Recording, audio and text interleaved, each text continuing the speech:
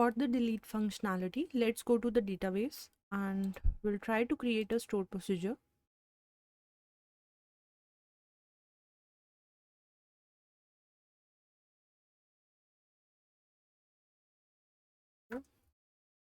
P underscore delete customer detail.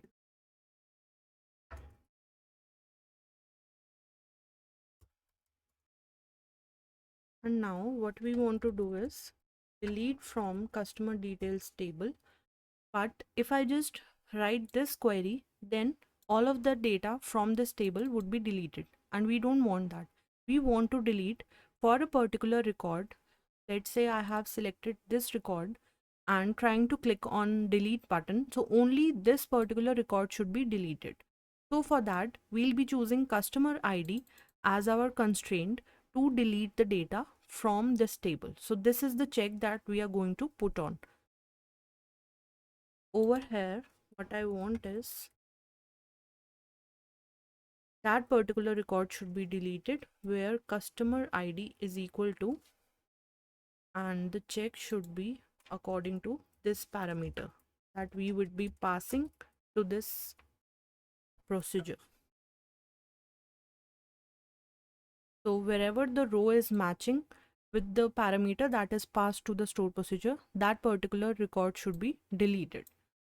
I'll click on execute. And now the stored procedure is created in the database. If I just refresh, and we are able to see that this stored procedure is added. Now we'll go to the .NET code for our web API. What I'll do is I'll just take the help of this function, and we are writing an HTTP delete method.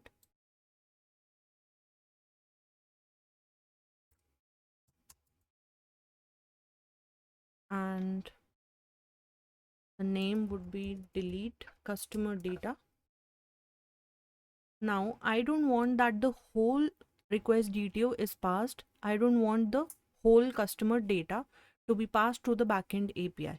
I just need the customer ID from the front end to be passed to this web API, and we are keeping the connection string same. The stored procedure name would change.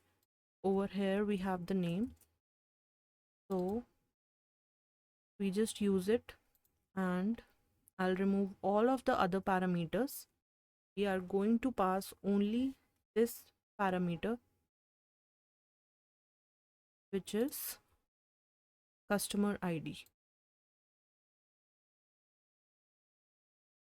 Now we have our delete customer data function ready. Once the connection is open, we are just trying to execute the stored procedure, and then we are closing the connection.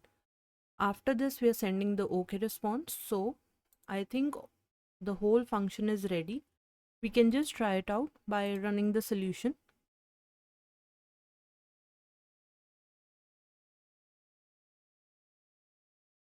So over here you see that for the customer controller, we have a new web API that is delete method.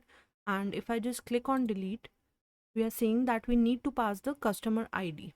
So if we are able to try it out, we'll have to enter a customer ID over here. For that, what we'll do is we'll just click on execute once and see what all data is existing in the customer details table. Now we have 5 records over here, and I want that this random values that we had entered earlier, right, this should be deleted.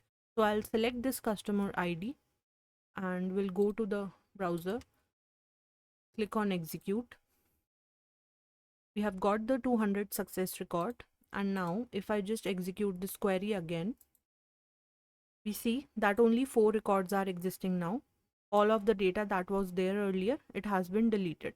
And what we can do is we can just refresh this page, and we are able to see that only 4 records are coming over here.